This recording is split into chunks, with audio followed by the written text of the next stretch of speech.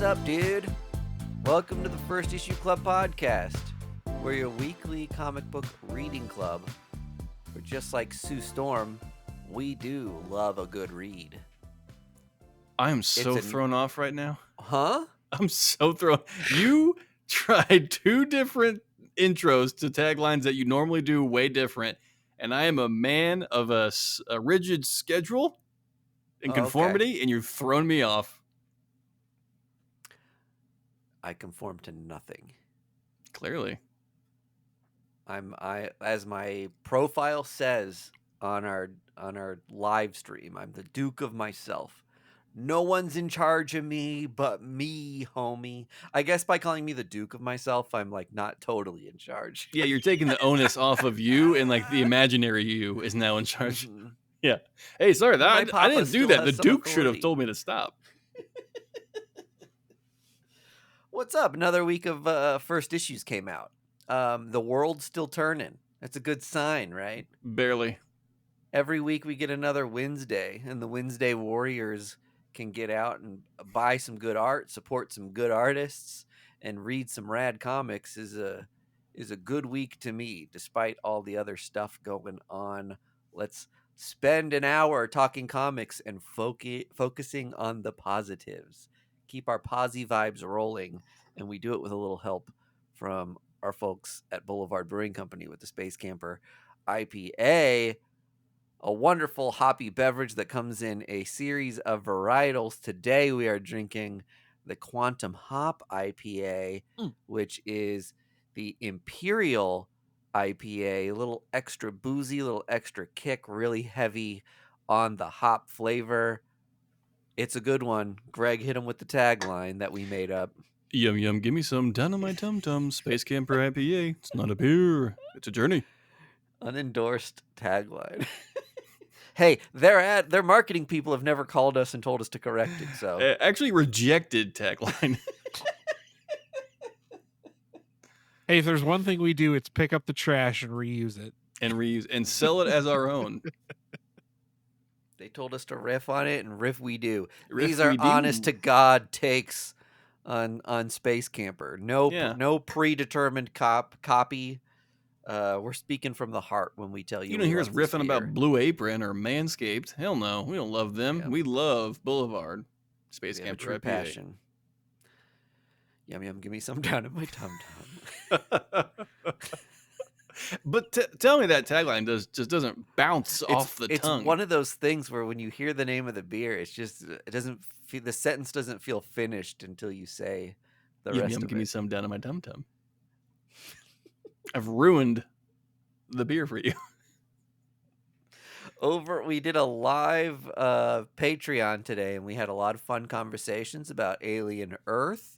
How do the Ninja Turtles sleep? On their tummies, on their backs, in their shells.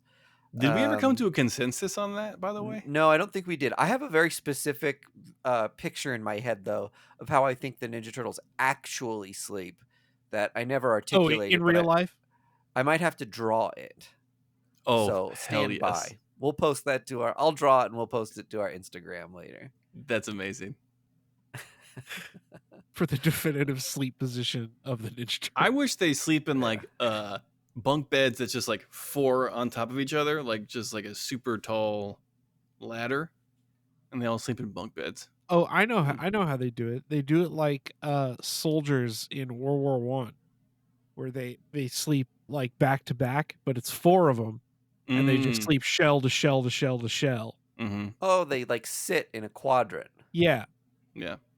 That's a good take. How does that last Ronin sleep? No more bros. Poorly. Yeah, probably like in a race car bed.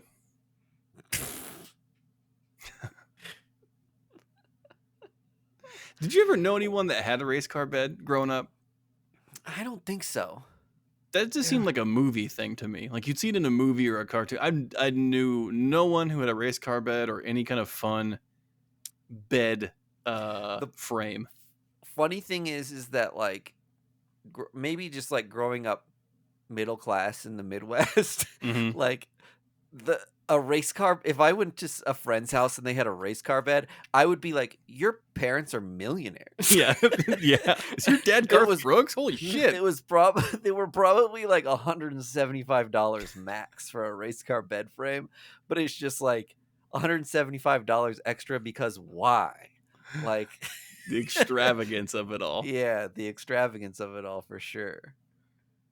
The Yeah, But hey, they were probably cheaper than the nice wood bed they frames might have Mhm. I been, had. yeah. But this is these fantasies that we were deprived of in our youth make us the comic book nerds we are today, Exactly. who treasure every piece of paper we get and want to hold on to our youth. So we're going to talk about a handful of these first issues. Among them, headliner, The Batman. First Ba-na-na-na. first issue on this title in what, 8 years? I should have looked it up when This is when the the last third or fourth time it's gotten a number one. This is volume volume started. 4. Volume 4, which hey, in modern comic book standards Mm-hmm. is restraint from a big publisher on such a big title. Do you By guys not comparison, agree? Amazing Spider-Man has like 10 volumes. I know. 10 a year. It feels like it. Do you guys not agree that this Batman number one kind of encapsulates why we started this show to begin with? Like, this is exactly why we started the show. Like, when a new reader sees a Batman number one on the shelf today, they're going to be so bamboozled and confused of just like, well, what happened to the other 450,000 Batman issues that I should have read from 1945 and on? It's just like, well, tune in to the first issue club and they'll explain it all on their episode, because this is not technically a new number one. Mhm. This is just a continuation in a new era of the Batman. The classic Riddler riddle. You know, when is a first issue not a first issue? Who came first, the Batman or the first issue? When it's a volume of a prestige character at a large publisher. Here's the crazy part is Batman 161 is not the last issue of volume 3. There's still 2 issues that are still coming out in On Chip Zdarsky's run? No, cuz Hush 2 has not concluded. Oh. Huh. The Hush thing has always felt like a mini series to me, and I thought it was weird that they tagged it on to Zdarsky's run at the end. Yeah. So I think it was just that the first Hush was part of a Batman volume, so they were like, "We'll do the second one like that." But it probably should have been its own 6-issue mini or however issues it's going to end up being. Yeah, I mean, it's totally unsurprising that they didn't make deadlines or whatever, but yeah, so the last issue came out in July. Vargas firing some fucking shots at Jim Lee. Well, Greg fired shots 6 months ago when he said this was going to do the same fucking thing that's happening right now, and you both laughed at me. I thought the first issue was really exciting. It's still I good. stand by that. You suck. No, I don't. I'm right. Yeah, so issue 162 and 163.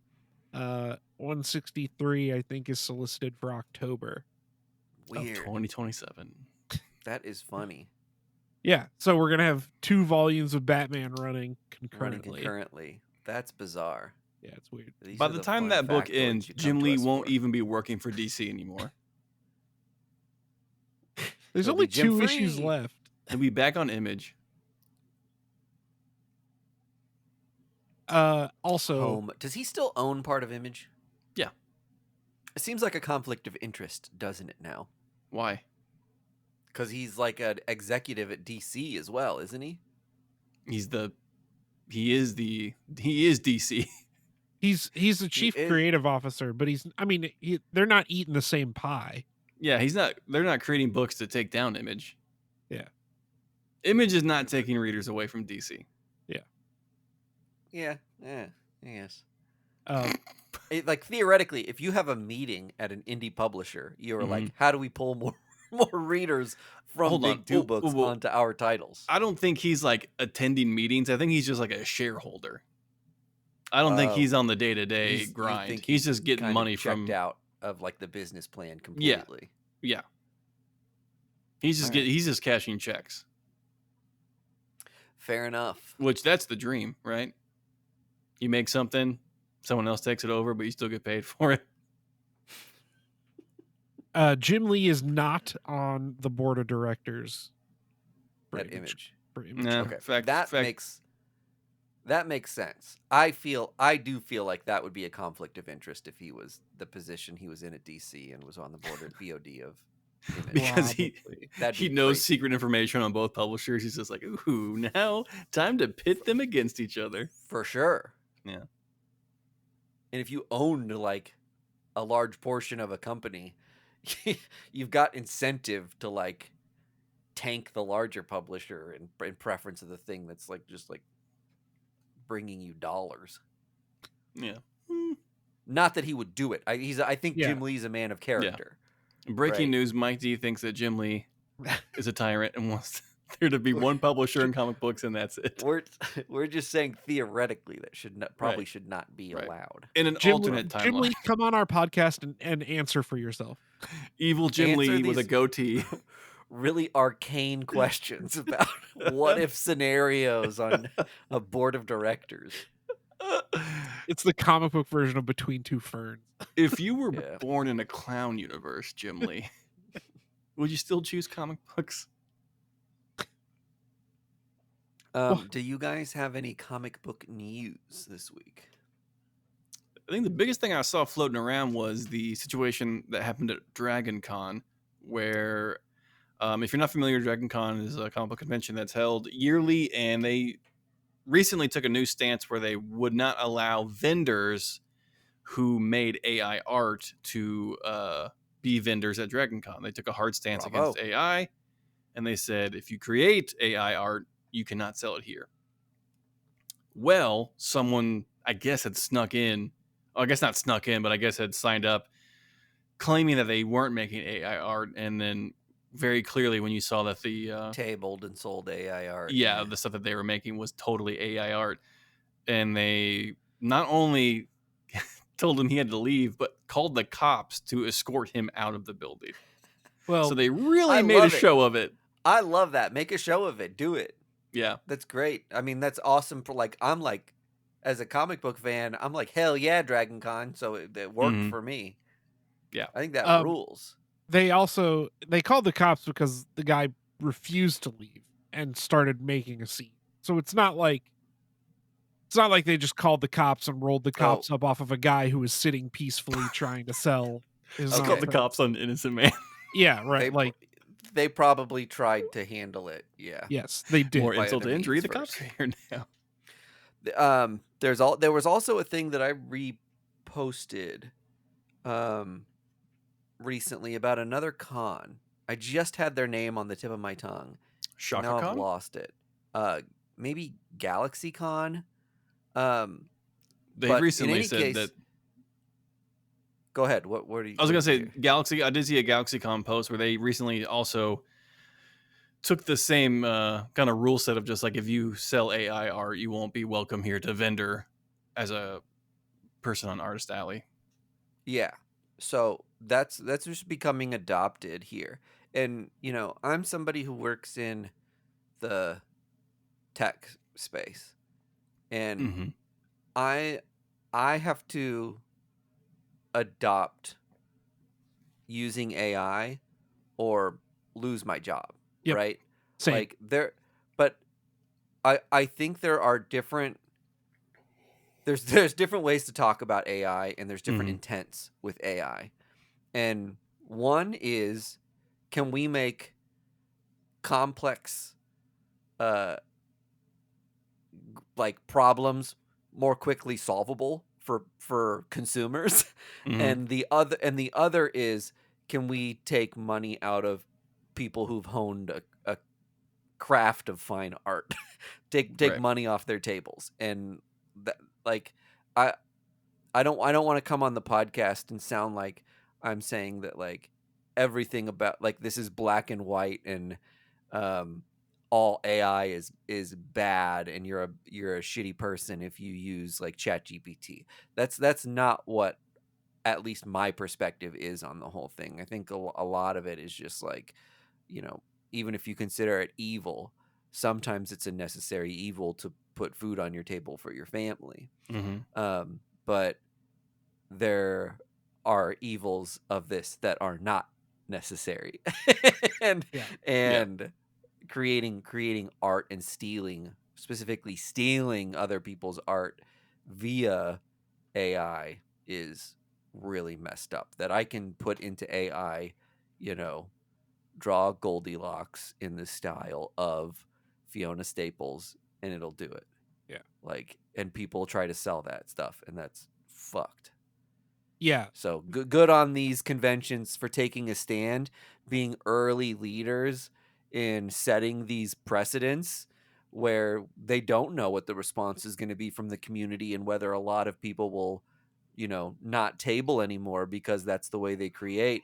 And so they took a risk going out on a limb for what they believe in.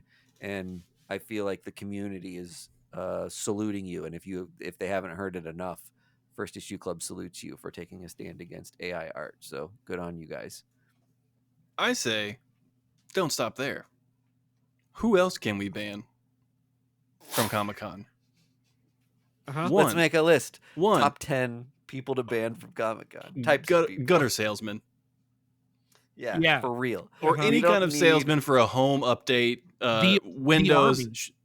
the blinds, blinds. Yeah, Vargas. 2, the army. carpet. 3, any 3D printed animal. Dude, my every con I go to filled with your garbage 3D printed toys Yep. that everybody has the free Yep. blueprints for. Like Yep. it's all the same garbage. And Yep. I don't need 40 different tables where someone with unique rad comics from the 60s could have shown up and Mhm. had this like niche interest table. But Right. instead, some doofus with a 3D printer comes and hawks the same trash that's on 40 other tables. Mhm. Here's my call to action. Conventions, do better Flip the in table. do better in identifying what type of vendor someone is and limiting those vendors to like either a certain number, first Mhm. come first serve potentially, Right. or do a better job identifying those people who are leaders in their craft. Like, I'm all about people doing new and interesting and cool things with 3D printing. Hell yeah. And if you're like getting in CAD and designing these like rad things that like are cosplay accessories Mhm. or whatever else and tutorials for other people to get into the hobby, that's dope.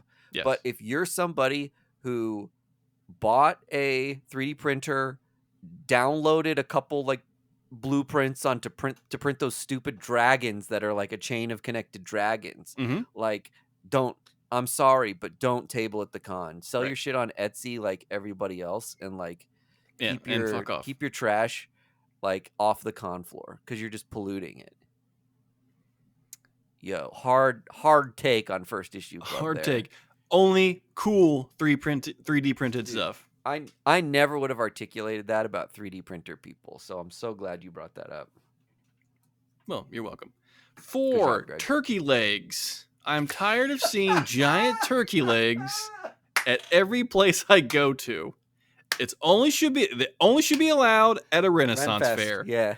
That's sure. it. For sure.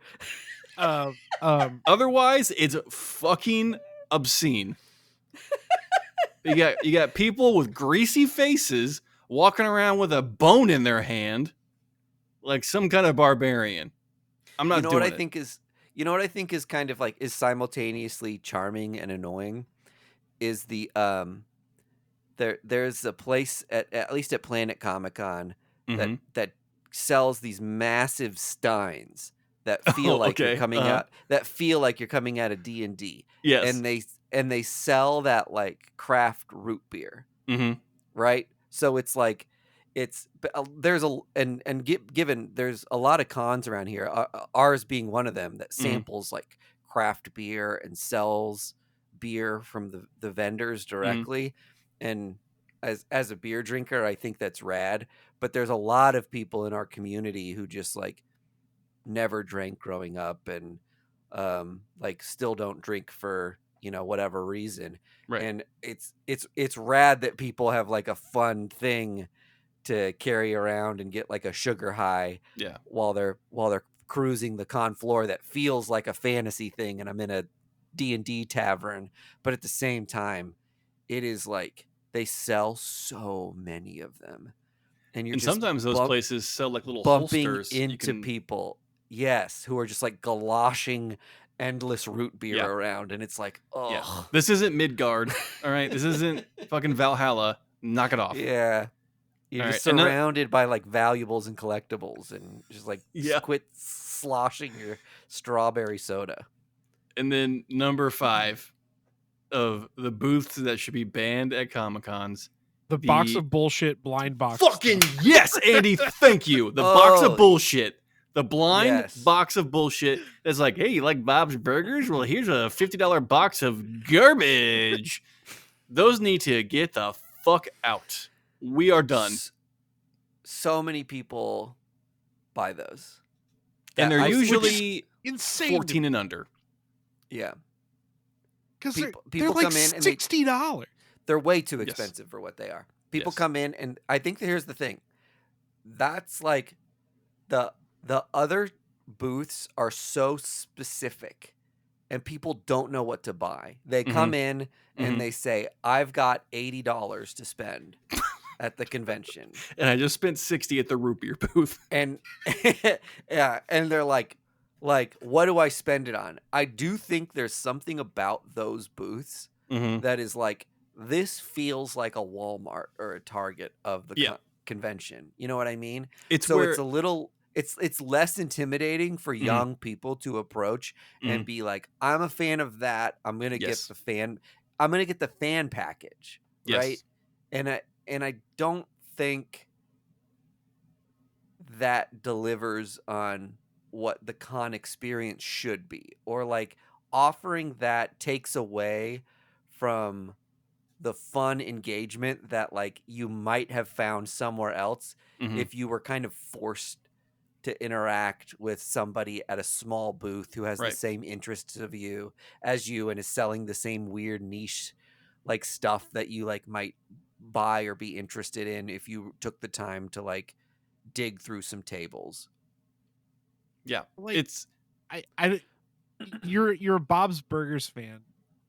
Why would you spend $60 on the blind box when you could just go buy like 3 Funko Pops Mhm. and know what you're getting? well, Just like a graphic tee at Target or Hot Topic or something. and honestly, Yeah. That's I all think it is. it's I mean, they throw that shit that they get somewhere else and like Mhm. Yeah. add $40 to it. it's benign enough that just like the this isn't a derogatory term, but like the common fan of a thing can, like what you said, Mike, is just like I identify with Bob's Burgers. I like that show. I'll take a box of Bob's Burgers, please. And it's just like it's an easy entry point for them.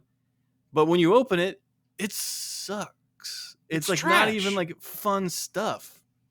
It's a shirt that doesn't fit because you got it out of a box of Yeah. a blind box. It's a Yeah. notepad because who fucking uses Yeah. those anymore? Yeah.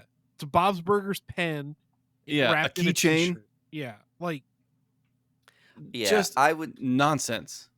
say like go buy a Bob's Burgers graphic novel. Go buy fan art that like someone in Artist Alley yeah. did like Yeah. a Bob's Burgers style Renaissance painting and has prints of it. Like Yeah.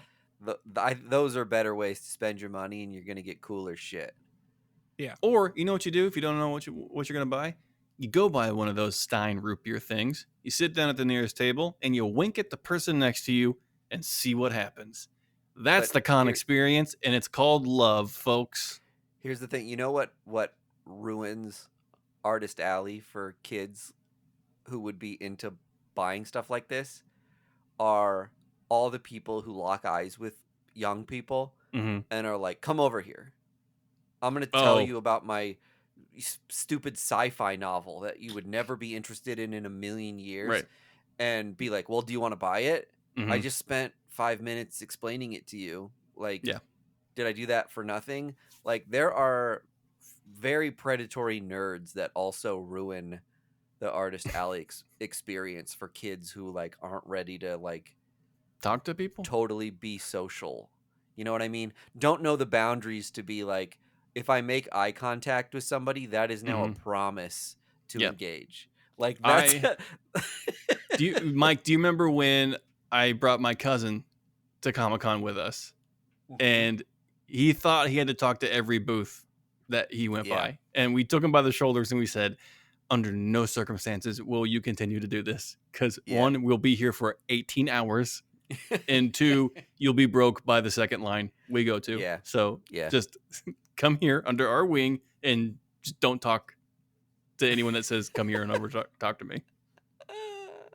And we just got back from this thing called like Santa Calagon Days. It's like a downtown's fun carnival thing.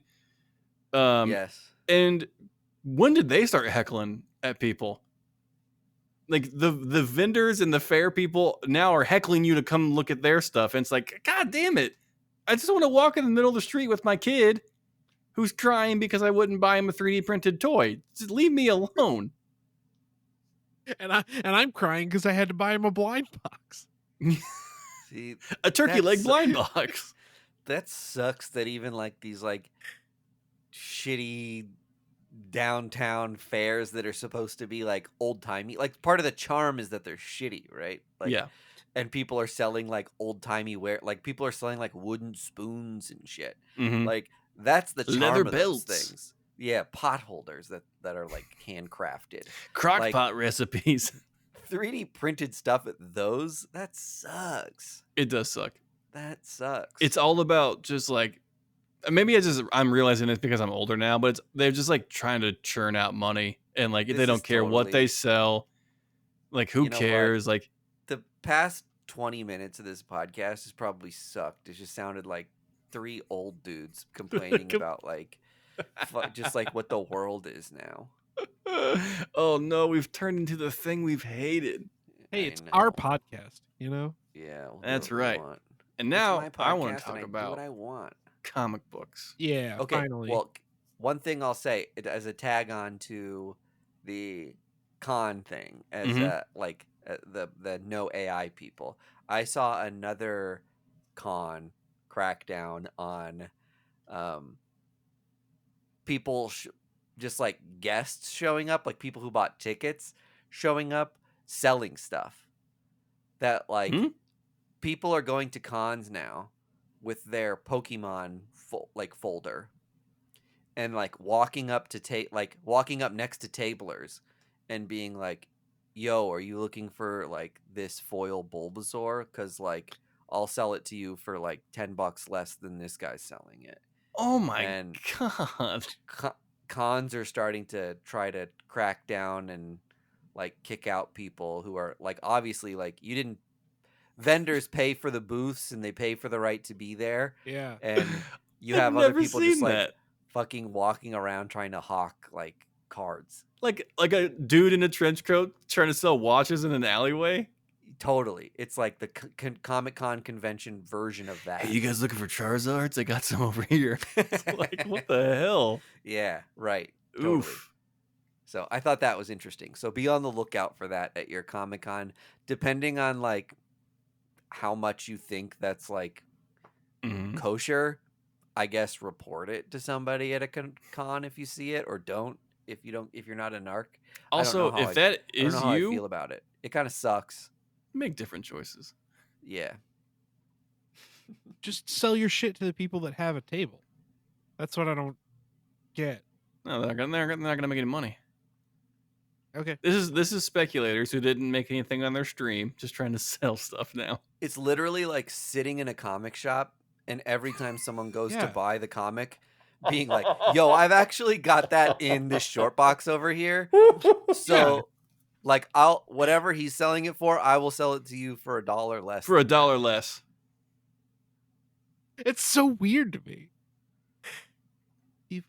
People are crazy, man. People crazy. People God. are crazy. Are we talking about comic books now? Yeah. Mhm. Uh, do we want to start with Batman? Did we all read The hell Batman? yes we do. What? Lead with the big gun. Batman. Did you read it, Mike? I read it. I read a preview copy a while back, so it's been a minute. Oh, a I've preview Ooh, copy. lati context to da. You give and your me a friend free Jim Lee. pass this week. I have been working 12-hour days, and I just got over a bout of COVID, so I'm like making up for time lost at work. Mm-hmm. So I did not get to read much this week, but once you guys start talking about Batman, I think it'll come back to me. Yeah. Okay. Okay. He's the one from Gotham. Yeah. So That's right. so his parents, spoiler alert, die, Hate the and opera. he makes a promise. Something about pearls Something about clattering in an Martha? alley. Something about Martha? His mom's Martha too. Why'd you have to say that name? Uh, so I want to. What do you think about this issue, Greg? Because I've seen two sides. Oh, I loved it. I loved it too. I think it's a great new entry point for people. And I think it's just like a hard it's not even like a restart or a refresh. It's in the continuation of Zdarsky's run. And you know, it has Commissioner Gordon as a beat cop. It has Batman like still like referencing like he lives in Pennyworth mansion now. He doesn't live in his old Batcave house. Correct. Yep. So I think it's great. Um, I love that we have Alfred again Yeah. Alfred's as like an AI AI now. like Yeah. projection. I think that's fucking cool. Yeah. That was a cool addition. The story, so what I really love about this new Batman series coming up is in the back of the book, Matt Fraction said that each issue is going to be a self-contained story, which feels crazy to me. That Yeah. he just came out and said each issue of this new Batman run is its own independent thing. You can jump in and out whenever you want and theoretically not be lost at all. Now, of course, there's going to be overarching kind of continuations and crisscrossing stories and progression and character development. But the product that he's selling is so smart that it's just like a new reader can get in at any point at any time. Doesn't matter if it's issue number 1 or issue number 50. And that's exactly what you need for specifically Marvel and DC books. Yeah, this is what Ryan North did with Fantastic Four recently. Mm-hmm. And as a classic, like as a longtime comic book reader, there's something very charming and nostalgic about like dipping into a big name comic and getting a standalone story that like it is, yes, it is part of a bigger whole, but Mm-hmm. you get a beginning, middle, and ending issue to issue. Like it's Right. both nostalgic and like kind of refreshing, and it works for new readers really well, obviously, Mm-hmm. because it doesn't require like all the years of context. You can still enjoy something at face value, dipping in and out of it, which I really appreciate. Um, it's just the reason you don't see more creators do this is it's a task, right? I just think it's like a lot more to ask of somebody to say, hey, you're not writing one overarching story. You're writing tons of intricate beginning, middle, and ending full stories Yeah. that also equate to a larger tale as an option. Like that is, it's very complex to like create. It's like TV. It's like it's episodic. It's Yeah, you're right. writing episode 12 of season 2. Like, it has Yeah. to make sense within the concept of season 2. Yep. Can I say I love the Robin uniform? Yes, So good. it I You j may it, say that. it the rips. inside of the cape being yellow like that, Mhm. and the return to a more typical outfit for Damien, I just love. I never liked the, like, half ninja thing he had going on, so this just feels really, like, simultaneously fresh and, like, classic to me. Uh, yes, you're allowed to say that, Mike, and I'll agree with you. Thanks. Um, I really liked how Fraction handled uh Batman's interaction with Killer Croc, because the whole Mhm. crux of the issue, I think, is Bruce being proven wrong um about, because he makes the statement that people can't change, Mhm. and the doctor makes a statement that people can change, basically. And Bruce goes into his this interaction with Killer Croc, who has escaped from not a I guess it's an asylum. It's some Arkham affiliate or something. But Did it he's say Arkham Arkham? Towers. Arkham Tower, thank Okay, you. yeah. And he's Croc has sort of reverted back to like being a kid, and Bruce Yes, and he's, like, mutated to be more of a beast. He's yeah, becoming more simple-minded. Mhm. yes. Um so Think of he's mice and escaped, men. yeah, and Bruce has Yeah, he's tracked him he's down. getting Lenny-ified. Will there be Len- rabbits, George? Lenification, I think is what it's Will there called. be rabbits, Bruce? But I love that once Bruce tracked him down, he's like preparing for a fight with these like electric gauntlets.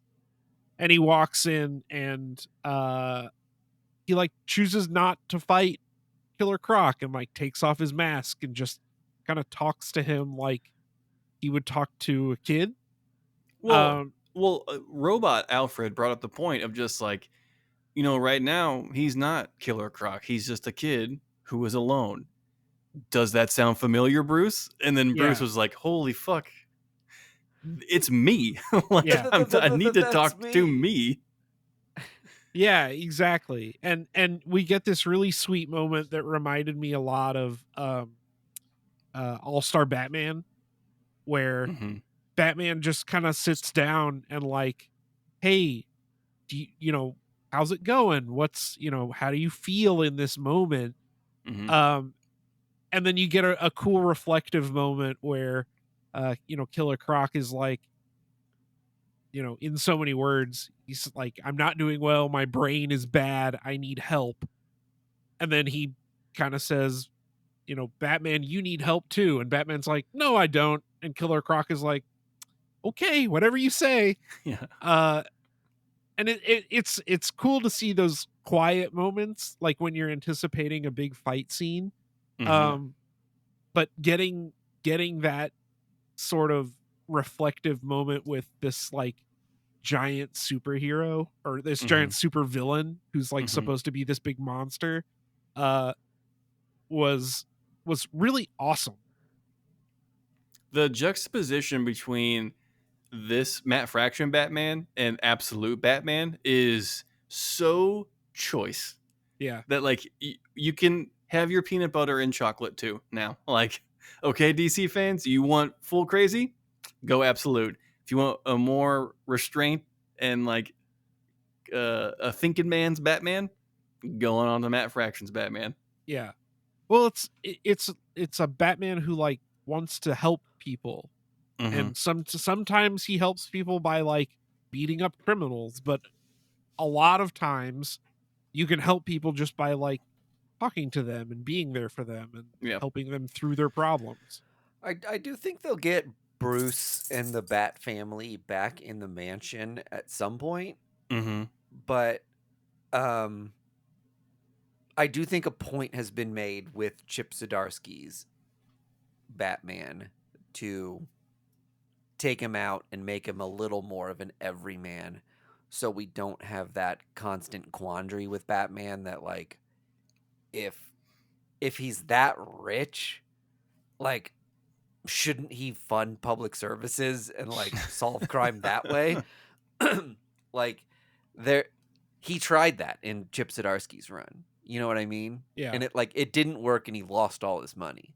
And now we've got a Batman that we like don't it leaves Matt Fraction in a really good place to tell his story with Bruce that like we don't have that quandary with him Right. that we can kind of take him a little more at face value. If we're doing a thinking man's Batman, like that doesn't become a hindrance to the narrative. Yeah.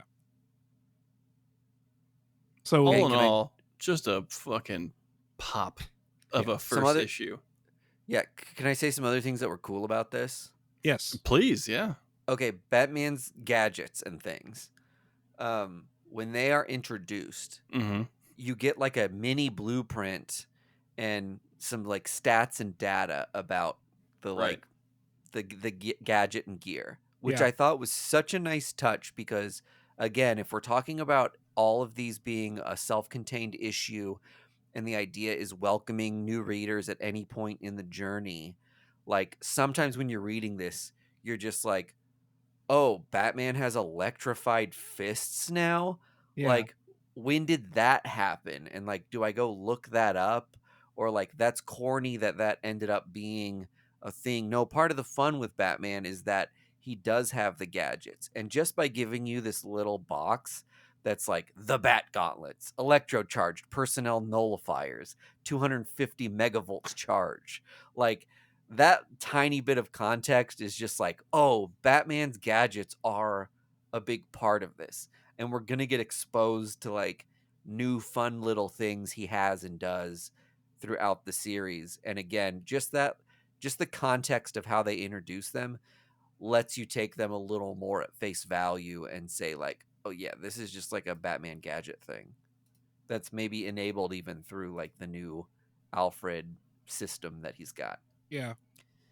I love the little. He's got this like thumb analyzer that he uses to analyze the butterfly at the park Oh Yeah. yeah, that was and so slick. and find out where Killer Croc is. He's got the like voice command called Vocom that autonomously drives the car over to the people he's leaving in the park so they can hop in and the like car can like protect them while he's off trying to find Croc. Like a lot of really cool slick stuff done with a lot of nuance and care in a way that like doesn't make it like it would be so easy for this stuff to be corny, and they've done a really great job of delicately introducing all these ideas. Is That that a new gang that was in the book? Like the Clipper gang, just run around. Oh yeah, the people carrying yeah, around scissors, the creeps. the Yeah, the creeps. creeps. Yep. I think so. At least I don't remember them from anything else. I I loved that scene too where Batman saves these two girls from the creeps and then they're like, "You're just leaving us?" And Batman's response is never. Mm. And then just sets his car to like destroy mode or Yeah. whatever, like Yes. protect mode. That was a great line, I thought. Yep.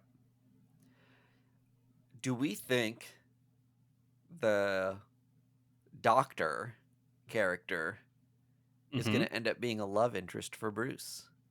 Ooh. I Or almost is she see her as just like a a guiding standalone for this light. story? Okay.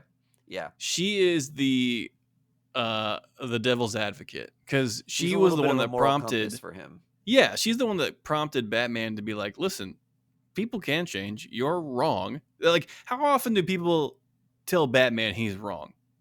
Yep. Alfred did, and Yeah. I Mhm. think he's going to see a lot of those traits in this Doctor character.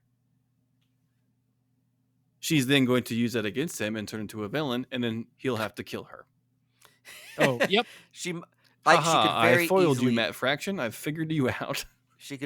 easily end up being a villain who is testing the things on the patients that is like this is the thing that made Killer Croc Mhm. regress.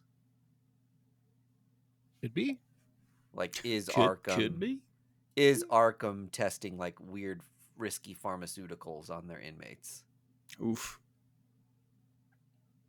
Who We don't knows? know.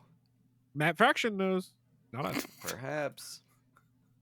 But he's not going to tell you. Yeah, all in all, I thought it was a great first issue. I thought it was a great introduction point. Like, if nobody's ever picked up a Batman book, this is a great one to start with. Mm-hmm. I do think it's accessible. Yeah. A lot of times we have these situations where like try to take things at face value and just like assume.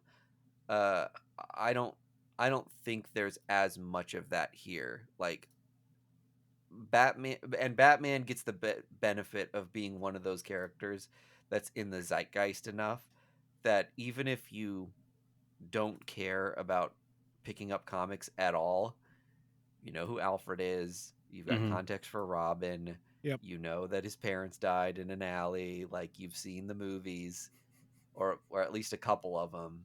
Uh, You've read the stories. you've read the stories, you've bought the t-shirt.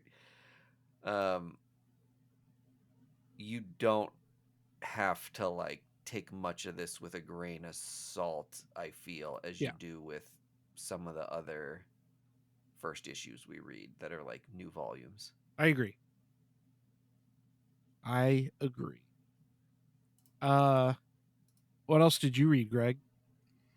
I read Everything Dead and Dying from Tate Brombell and Jacob Phillips. Have you guys heard this one? This book is so fucking good. You read it? Okay, so Yeah. this is an amazing twist on the zombie genre that I haven't seen yet. Andy, I don't know if you've seen this type of story told before, As but a zombie boy, this was completely fresh. yeah, Like, Zombie Boy trademarked by First Issue Club, by the way. So that's right. don't even think about it. So this was essentially like if in every zombie medium, right? It focuses on getting away from the zombies or how to destroy the zombies and get back to humanity. And what this book focuses on is essentially a man who is taking care of his town that was infected by the zombie virus, and he basically he's a farmer in real life, and every day he wakes up and is still a farmer, but he's feeding slop and flesh to the zombies to make them still go about their day.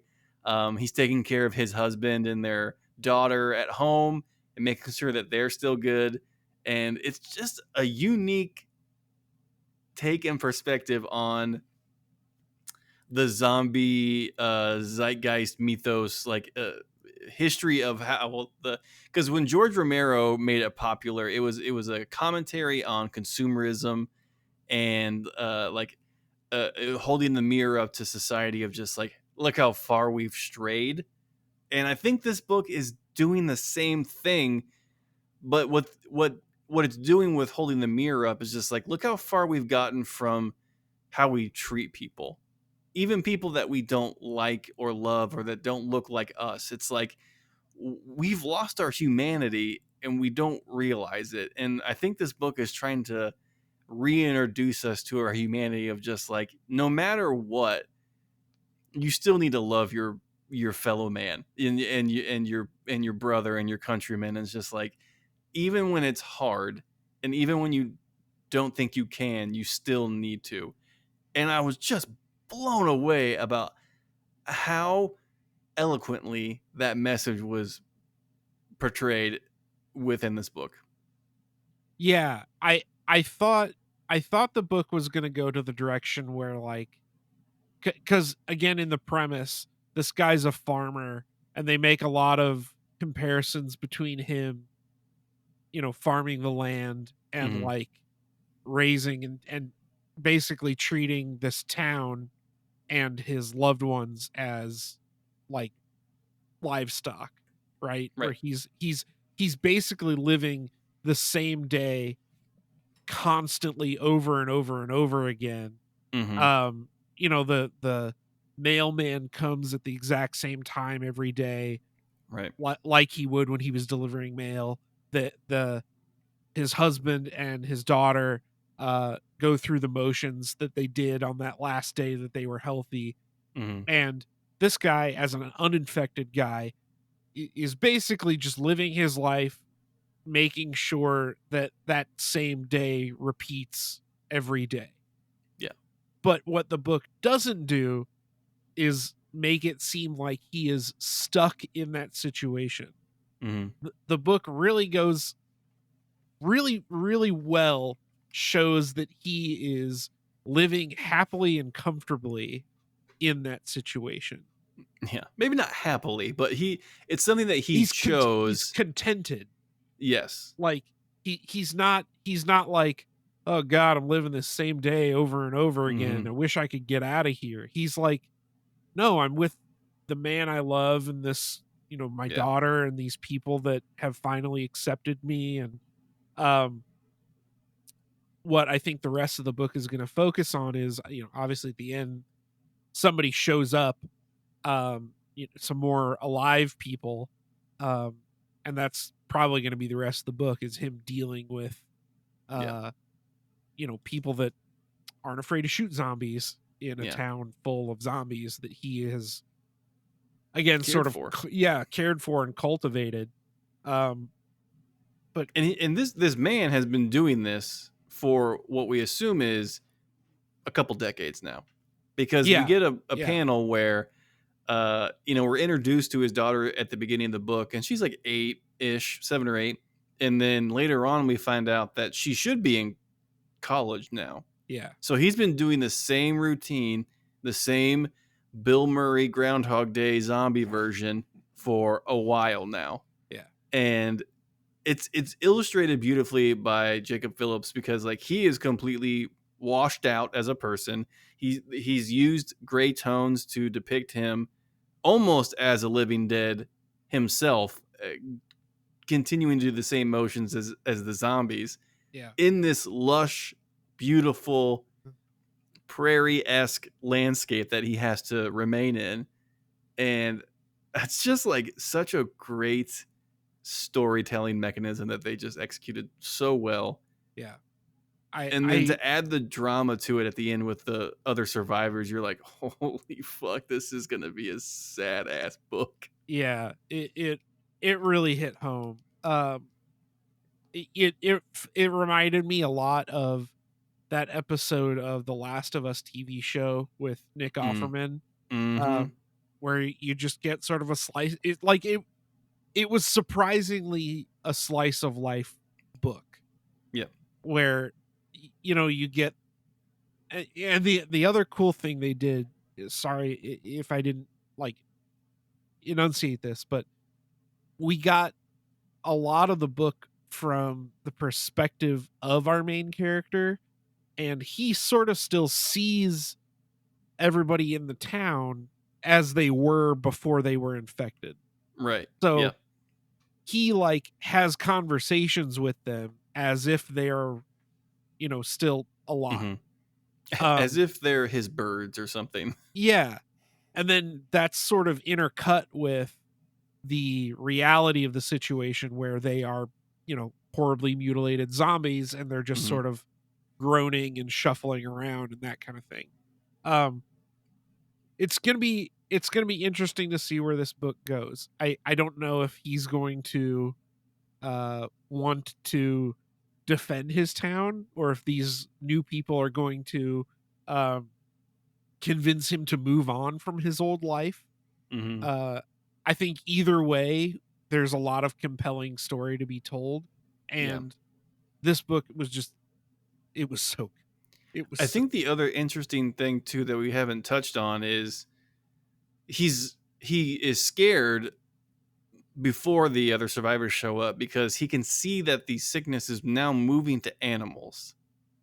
yeah, yeah, And so he postulates that like a new beginning is coming. Like a big change is coming, and as a farmer he's in tune to that because he sees how the natural world works. He's like very apt with growing food and seeing the cycle of life, and like he's like something is off, yeah, even even more so than a world taken over by zombies. Like even that had a pattern to it. Now the pattern is changing, and that is scary. Yeah. It's a crazy good book. Again, as somebody who's like neck deep in zombie media Mhm. basically at all times, like to find something this fresh is really really saying something. And And it's that's what it crazy is. that yeah, It's a fresh take on the zombie it, medium. it's crazy that there are still stories out there inside of that old chestnut. Um Well, because we haven't seen compassion for a zombie yet, yeah, it's and it's it's wild. really yeah, it's really tough. It's a tough thing to do. But they did it, and I love this book 10 out of 10. for sure. For sure. Lastly, I read Closer by Kieran Gillen and Steve Lieber. You guys heard Okay. about it?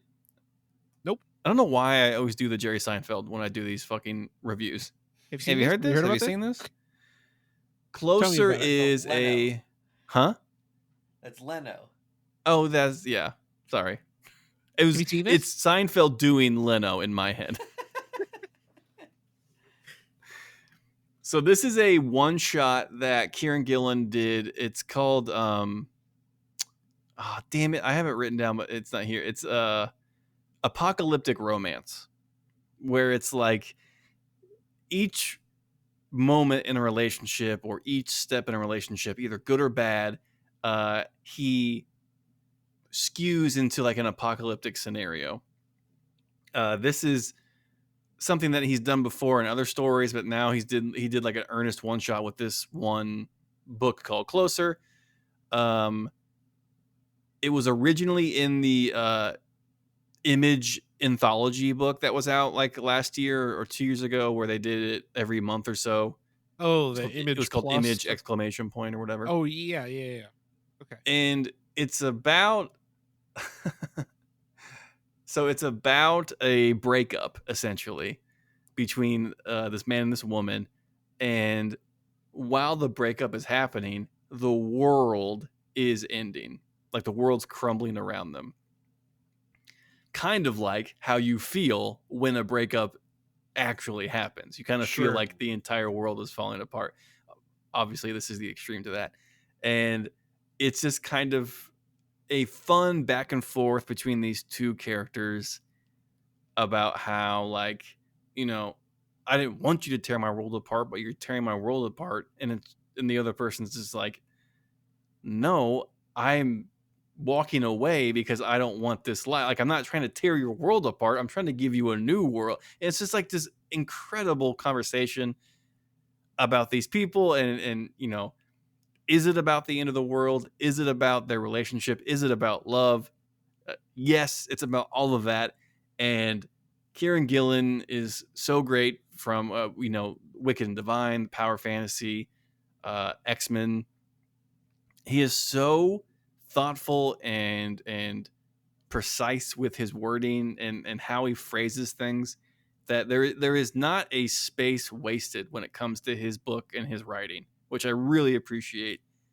And it felt fun and sad and kind of like science fiction, and you're just like, oh my god, like this is what you and like alien who is really into like American football, the band, like this is what they would read and journal about it. Like this is perfect. Like I just really genuinely enjoyed uh reading it and kind of like processing my own breakups from my own past and how I handled them and how it did feel like breaking up is not fun. All right, that's not a hot take or anything, but like it, I hardly ever reflect on breakups and how it's just like a brutal experience and how it just feels like your entire self is being ripped apart. And I loved what Kieran did in visualizing that about the actual world being ripped apart as well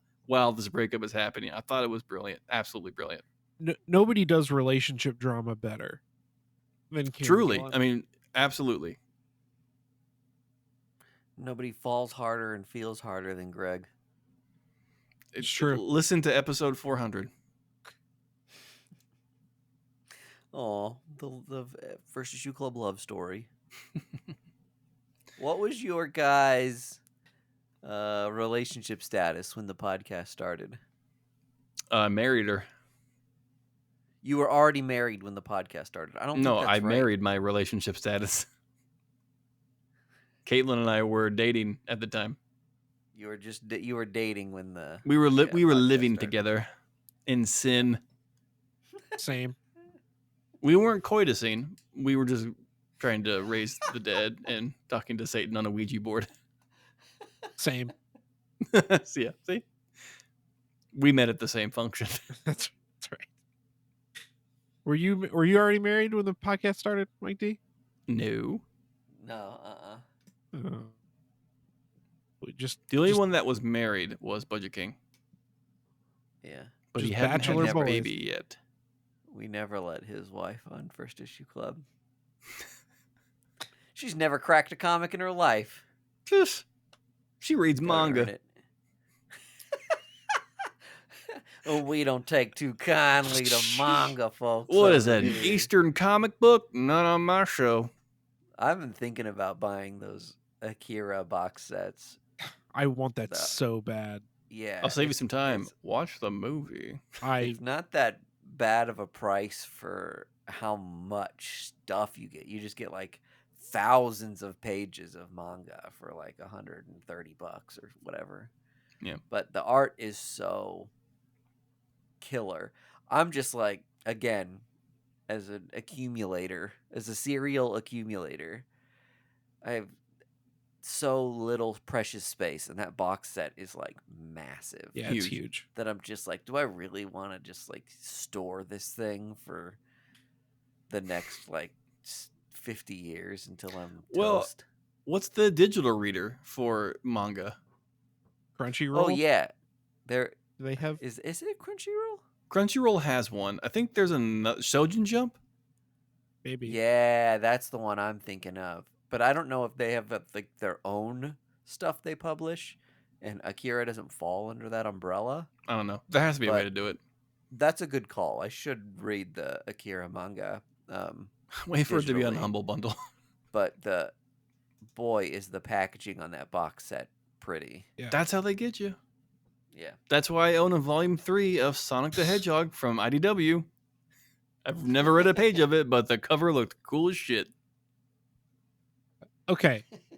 The last book I want to talk about, and I really want to talk about it because it's from a new publisher that I Mhm. had never heard of. Have you guys heard of Panic Entertainment? No. Okay. No. They were new to me too. But the book I read is called Black Diamond, Mm-hmm. and it fucking ripped. It was so good. So this is a lot more lighthearted than the other books we've talked about today, but it's a story about a guy and his kid who go on a ski trip, and the guy is kind of self-centered and leaves his kid kind of alone, and he comes back and the kid is missing, and the big flippy flop is he gets a phone call from these weird kind of cult members, and they abducted his son thinking they were abducting a little girl. And they tell him that he has 2 days to abduct a girl and give the little girl to these cult members, or they're going to kill his son. So the entire book is about him trying to keep the fact that his son is missing from his wife and sort of the people that knew that he had a son that was around, Mhm. and also try and find some little 8-year-old girl to kidnap and give to these cult members. And it was it was so cool, you guys. It was such a good horror story. And this might be one of those things that like hit me at just the right moment because I'm a new parent. But having a story about a dad who's like just wants to go on vacation and like have some fun for himself. And he has that moment of like, "Ah, I'm just going to do this thing for myself for 1 second," and leaves his kid and then comes back and, his kid's gone. Just like hit so hard. And I don't know, it's a creative team that I didn't know Temple Smith did the cover, but Brendan Columbus was the writer and Danilo Bayruth did the art. Mm-hmm. Um, Unknown publisher for me, but damn, this they knocked it out of the park with this first issue. I'm looking at them now. It looks like a lot of people that worked in the heavy metal magazine like Oh, founded okay. this publisher. Okay. That Uh, tracks. the visuals of this book look very Lovecraftian. Yeah, it's kind of all in black and white and has like kind of a neo-noir Mm-hmm. sort of twist to it. I mean, the Lovecraft is a good apt metaphor because there's like a kind of a supernatural twist, you assume. But the It looks story, cool. it's very cool. It's very cool. And they have a They have other books on there called Savager. yeah, they've got a preview of Savager in the back. And That looks nuts. I mean, the cover alone has like my name written all over it, but this is a publisher to watch out for. I'm super excited about this. This is So, definitely a publisher. It looks like if you loved the heavy metal magazine, yeah, they're like, yeah, well now we make smaller comics now, so that's Yeah. pretty badass. yep. This is a Cool. good one. And All right.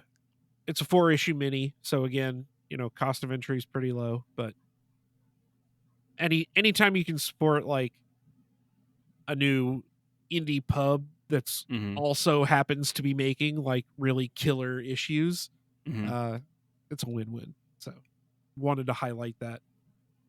You buy this in shop or did you order it? I bought it in shop, baby, right off the rack. Did IRL. I was gonna ask if you picked it up off the rack or not. It's kudos to your shop for carrying a niche publisher. Hey, if it's URL or IRL, doesn't matter if you're buying a comic book. That's a good tagline. It's Trademarked URL. for Sushi Club. Don't even think about it. If it's HTTPS, Oh, at least it's secure. yeah, at a minimum, it's a secure read. That's all I on the got. blockchain. I looked up the alien timeline. Yeah. While you were reading, you want me to rip these off? Let's see if I can do it from memory. Oh yeah, tell me the order of like the Oh, main hell entries. yeah. We're gonna First alien include- movie, we're- Casablanca. I'll say we'll include Alien Earth in this as well. Okay, so in chronological order, I'm fairly Yep. confident it goes Alien, Alien Earth, Romulus, Aliens, Alien. No, there'd be Prometheus, Covenant, Alien 3, Alien Resurrection. You nailed it aside from the first three. So Prometheus and Alien Covenant. Take place before Alien. Yeah, I was going to Take say, place Andy, we before. just That's right. talked about this. That's right. Yeah. So Prometheus is 2093. Covenant is 2104. Yeah. Alien Earth is then 2120, and this is another one you like barely missed. Is Alien takes place 2 years after Alien Earth. That's right. Yeah. They're really close together, but Alien Earth has to happen first in order for them to basically. Yeah. I don't know if they have another ship concurrently running the research, or if they send out another ship to say, hey, we've got to get more of these resources. So Yeah. in Alien Earth, logically, Paul Reiner's character exists? Yes. Yeah. Well, no, because he probably has not been born yet. Because Aliens takes place like 50 something years after the first Alien movie. Oh, are we talking Alien or Aliens? Alien. Oh, God, Oh, that's so because easy Paul to Reiner's mix in up. Aliens. Okay. Yeah, he's in the sequel. Okay. So he So, yeah. probably has not been born yet in the timeline of Alien Earth. Well, then I'm not going to Yeah. watch it. Yeah, Aliens is that's right. That's Aliens is about 60 years difference between Yeah. Alien Earth and It's that sliding timeline that always gets me with the Aliens movies. Did you, Andy? But what's Did you see they did that with The Simpsons?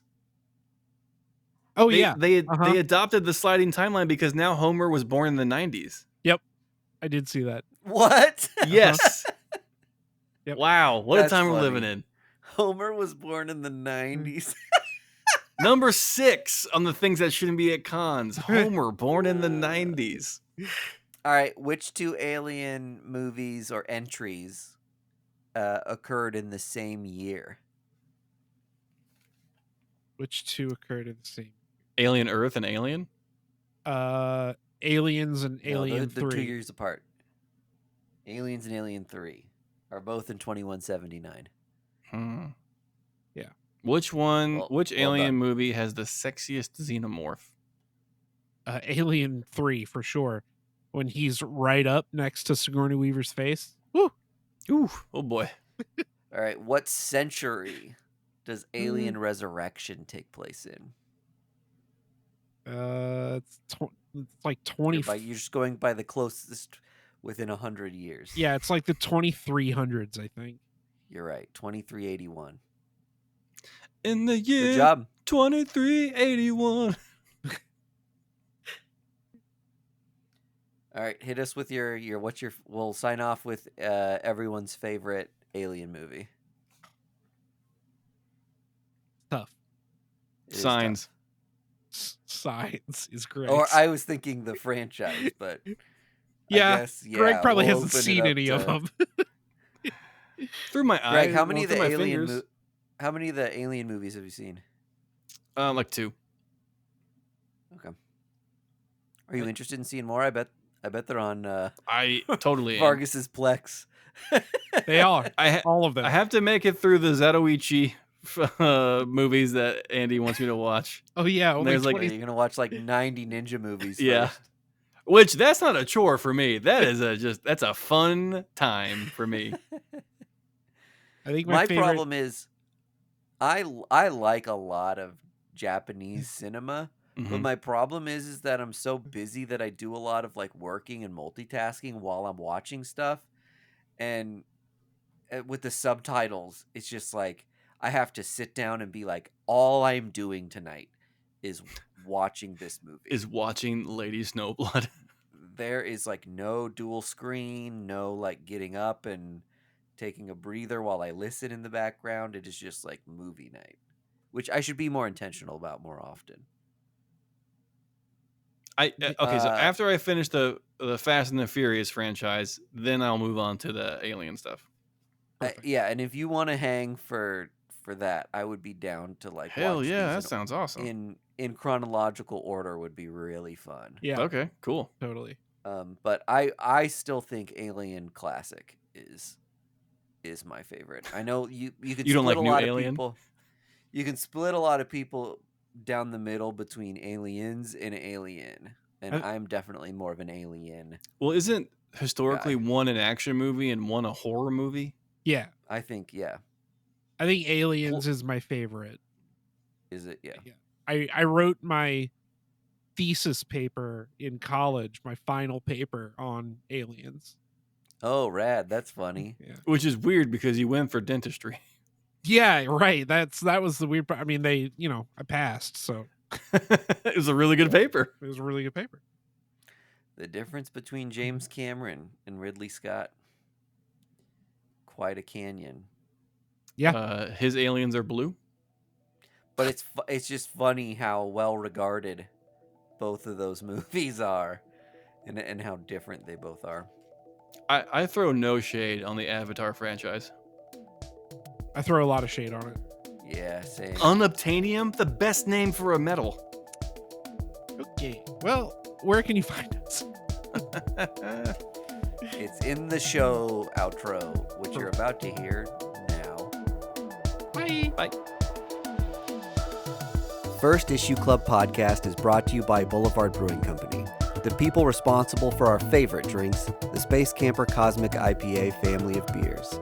Our show is edited and produced by our hosts Mike DeStacy, Greg Lichtag, and Andy Vargas.